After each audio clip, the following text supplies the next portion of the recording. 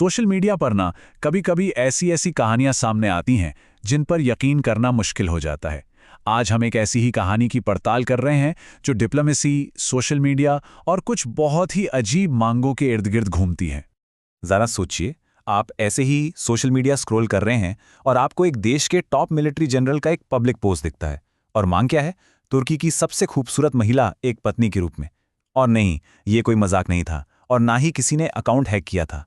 ये एक सीरियस बयान था जिसने फौरन पूरी दुनिया का ध्यान अपनी तरफ खींच लिया।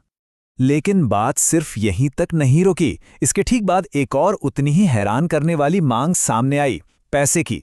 और यहां कोई छोटी मोटी रकम की बात नहीं हो रही थी, पूरे $1 अरब। एक पत्नी और $1 अरब। ये तो बस एक बड़े सोशल मीडिया तूफान की शुरुआत थी। तो इस पूरी अजीबोगरीब घटना के सेंटर में कौन है? ये हैं मोहोजी कैनरोगाबा, युगांडा के सेना प्रमुख। और इन विवादित बयानों के लिए उनका पसंदीदा प्लेटफॉर्म सोशल मीडिया, ताकि पूरी दुनिया देख सके। और ये सिर्फ कोई अजीब पर्सनल रिक्वेस्ट नहीं थी, इसके साथ जुड़ी थी एक बहुत ही सीरियस डिप्लोमैटिक धमकी। अगर 30 दिनों के अंदर उनकी मांगें पूरी नहीं की गईं तो अंकारा के साथ सारे डिप्लोमैटिक संबंध तोड़ दिए जाएंगे। अचानक से ये अजीब लगने वाले ट्वीट्स कहीं ज्यादा खतरनाक लगने लगे। मामले को और भी ज्यादा बिगाड़ने के लिए उन्होंने एक मिलिट्री डींग भी हाँ की, ये दावा करते हुए कि अगर जंग हुई तो तुर्की युगांडा के सामने टिक नहीं पाएगा। ये कोई सोची समझी डिप्लोमैटिक चालें नहीं थी, ये तो खुलेआम उकसाने वाली बातें थी जो ऑनलाइन पोस्ट की जा रही थी। इससे एक सीधा सवाल उठता है, आखिर कोई जनरल पब्लिक में ऐसी मांगे क्यों करेगा? इसके पीछे क्या वजह थी? चलिए देखते हैं कि उन्होंने खुद इसका क्या जवाब दिया। उनकी सारी दलील सोमालिया से जुड़ी है।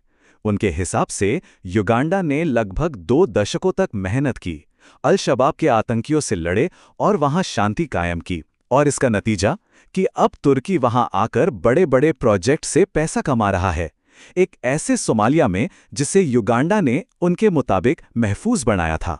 तो मतलब बात यह है कि ये कोई अचानक आया गुस्सा नहीं था, इसके पीछे एक खास शिकायत थी। उनका मानना था कि क्योंकि युगांडा ने सिक्योरिटी का काम किया तो तुर्की, जो अब वहां से आर्थिक फायदा उठा रहा है, उसका कर्जदार है। अब इस पूरी कहानी को ठीक से समझने के लिए ये जानना जरूरी है कि ये कोई पहली बार नहीं हुआ था। इस जनरल के लिए ऐसे भड़काऊ ऑनलाइन बयान देना असल में एक आदत सी बन गई है। असल में वो ऑनलाइन विवाद खड़ा करने के लिए जाने जाते हैं। तो ये जो नया बवाल है, ये उनकी पुरानी भड़काऊ टिप्पणियों की लंबी लिस्ट का ही एक हिस्सा है। ये पैटर्न बार बार देखने को मिलता है। जैसे उन्होंने पहले दावा किया था कि युगांडा अमेरिका और इजराइल की मदद से सिर्फ 72 घंटों में ईरान पर कब्जा कर सकता है, और अब तुर्की से ये मांगे, और अंजाम अक्सर एक ही होता है। पब्लिक में खूब आलोचना होती है और फिर पोस्ट्स डिलीट हो जाते हैं। अब होना क्या था? इन पोस्ट पर लोगों का रिएक्शन बहुत तेज और तीखा था। और इसी के साथ हम आते हैं इस कहानी के अगले हिस्से पर, यानी इसके बाद क्या हुआ। नतीजा ये हुआ कि सोशल मीडिया पर आलोचना का एक तूफान सा आ गया।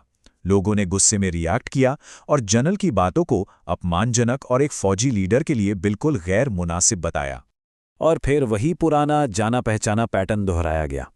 सबसे पहले वो हंगामा खड़ा करने वाले पोस्ट्स आते हैं जिनसे लोगों में हैरानी और गुस्सा फैलता है। इसके बाद पब्लिक क्रिटिसिज्म की एक लहर उठती है जो बहुत तेजी से बढ़ती है, और आखिर में इस दबाव के चलते वो पोस्ट्स गायब हो जाते हैं। और ये सब हमें एक आखिरी और बहुत ज़रूरी सवाल पर लाकर खड़ा करता है। ये कहानी सिर्फ एक अजीब किस्सा नहीं है, बल्कि ये डिजिटल ज़माने में मॉडर्न डिप्लोमेसी पर एक बहुत बड़ा सवाल उठाती है। क्या सच में किसी एक इंसान के ऑनलाइन ट्वीट्स 2 देशों के रिश्तों पर असर डाल सकते हैं? ये एक ऐसा सवाल है जो आज की कनेक्टेड दुनिया में और भी ज़्यादा ज़रूरी